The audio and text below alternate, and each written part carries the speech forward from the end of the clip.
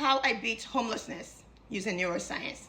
Hi, my name is Nikki, not Nike. Let's do it. You guys are relentless. Relentless. I posted that video about how I lived in my car for 8 months and 3 weeks, and you guys demanded I make a video about it. So here it is. It's not a secret. It's in Forbes, it's in New York Times, it's in Success, it's in every single magazine I've ever been featured in. It's part of my story, and it will also be in my book, December 15th. I don't have secrets, literally. We're as sick as our secrets, and all my secrets will be in that book. But yes, when I was going through homelessness, I lived in my car for 8 months and 3 weeks inside of a Nissan Altima. I did not know at the time that I was using neuroscience, but in retrospect, I was using neuroscience. So I'm gonna show you, if you're battling homelessness right now, being unhoused, there's hope. And I will give you that hope via neuroscience. Let's do it. There were nights when I was living in that car where I could hear the rain on the windshield, and I would think to myself, oh, this is how people disappear. Like, this is how people just go missing. At the time, I was in no contact with my parents. But I have a very strong mind. I've always, since I was like a kid, I'm very self-possessed. And I was able to keep my mind sane no matter what. No matter how bad things were in that car, I kept my mind sane, and that's how I did it. I also want to say this. It's going to be a very hard video for me because it was the worst time of my life, obviously. So be very patient if I need to take a few breaks in between, but we'll get through it. Okay, step one. Number one, I spoke to my brain like it was my best friend. And at the time, I didn't even know that's what I was doing. Like, it was called EFT tapping. But I will actually just hit my brain constantly. Like, I will like physically hit it, and I say, we're not done yet. Come on, hang in there. Come on, hang in there. Like, whenever the thoughts will creep in, like the really bad thoughts, because the car didn't have locks. And I would get nervous. I would just say, we're not done yet. Come on, man. Come on, man. Come on, we're not done yet. Come on, man. Stay strong. Come on, stay strong, man. Come on, stay strong, man. And I remember I would say that all the time. Self-talk rewires the prefrontal cortex, right? And the people who are the strongest humans that I always know, they have very strong self-talk. And at the time, I didn't know that's what I was doing, but I would constantly do that before I fall asleep. Number two, I imagined warmth before I had it. I've taught you guys this. Our brain does not know the difference between what we highly visualize and what's happening in real life. So while I was going to sleep, I would imagine a warm bed. I would imagine a hot meal. I would imagine being like cocooned in blankets, and I would feel really warm. Like, my body will actually get really warm just thinking about it. That's how strong our mind is. I would just imagine it as vividly as possible, and I would feel warm because it was dead cold winter. Number two, I made gratitude my survival strategy. I stopped asking, why me? Why is this happening to me? And I would say, at the time I was an atheist, but I had to believe in God fast. I would say, thank you, God. Thank you, God, for one more day. I cannot believe I survived one more day. Because when you practice gratitude, it releases a lot of dopamine and serotonin into your body, and you feel safe.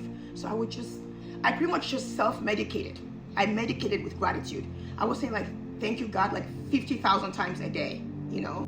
Number four, I stopped asking for miracles, and I started setting micro goals, meaning every single meal that I get, hot-free meal, I would be so excited. I would pump myself up like I won the lottery.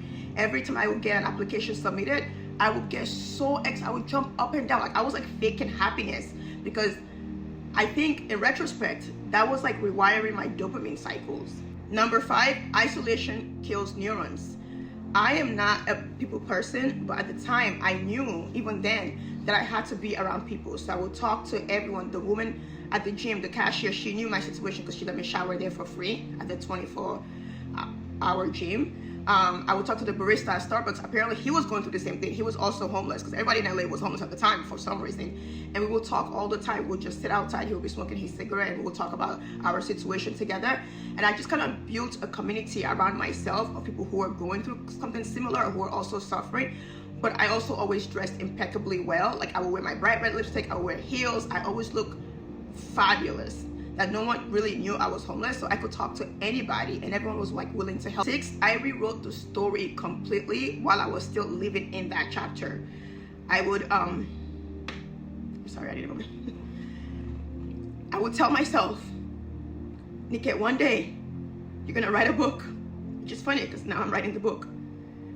And I would say, when they make a movie about your book, this will be the chapter that the actress win an Oscar about this chapter of your life. So I would tell myself that all the time. This is for your book. This is for that movie. You're not a victim. You're the main character. I hate people who play victim. And I would tell myself that all the time. And I would imagine that movie that's been made about my life, or that book about my life. And I was smiling. There's actually a psychology study that, I forgot the exact experiments, but they had like 30 people in one room and they put them under the worst condition ever. And the people who were able to survive that condition were the people who had very strong self-talk. They would talk to themselves so they're outside of their bodies. Like they create a whole new human outside of that body, and that person would tell them how great they are and how amazing they are and how they can keep going.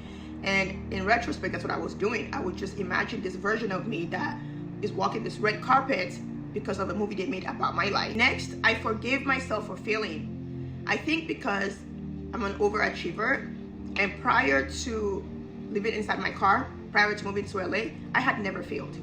I had never experienced failing, ever, not one time. And so I would speak so negatively for myself the first, I think, couple weeks. And eventually I had to forgive myself, because now I know that when you are failing at something, usually you feel a lot of shame, and shame releases a lot of cortisol, and shame is what keeps us at rock bottom. But the moment that I said to myself, Nikki, you're not a lazy person. You're the hardest working human being ever. You just have a moment in life right now that's really hard. That's just it. That's literally it. It happens to the best people. And I will watch videos of everyone who's ever been homeless, Oprah, Tyler Perry, like all these like really, Taraji P. Henson, all these very, very famous people, Jim Carrey, who were all homeless when they first. And I think this was the most important thing. I created rituals for myself inside that chaos, meaning I gave myself a very tight schedule. I woke up at the same exact time every single morning. I set my alarm. I will go to the 24-hour fitness, brush my teeth, take a shower, come back, and I will close my eyes and at the time talk to a God I didn't even believe in, and I will have a full conversation with him. And I will do the same thing and go apply for jobs, and I'll do the same thing every single day. And now I know in retrospect, routine anchors our nervous system, right? So I did that every single day. I had the same routine. I never broke my routine, not one time. And last but not least, I think this was the most imperative. I decided to become someone worth surviving for. You will never rebuild your life. You will never get out of rock bottom. As someone who's been there 3 times, okay? Until you feel like you're worthy of getting out of rock bottom. So I would tell myself, you're worthy of getting out of this situation. You will not die here. I would say, Nikki, you will not die here. You will survive this. And you will become a star. And I did not die there. And I became a star. At least whatever version of that it was. And I want to finish with this. For anyone at rock bottom or battling homelessness, being unhoused right now, living out of their car, being in any horrible situation, living in storages, whatever the case may be, I want you to know this. You're not weak. You're not lazy. You're not a bad person for dealing with homelessness. But more importantly, even when you stop fighting for yourself, now that I studied neuroscience, I know this. Our brain is God's most beautiful design. It never stops fighting for you. Never. So give it a chance to fight for you. And when you do get out of homelessness, and you will beat it. You will. If you're following me, you will beat it. You better tell your story. You better tell your story with your head held high, because you will be the reason someone else did not give up. You understand me? I'm gonna get off the phone now. I love you so much. I believe in you so much. And I hope you always believe in yourself. And you better say I love you back. Because this particular video, I need it.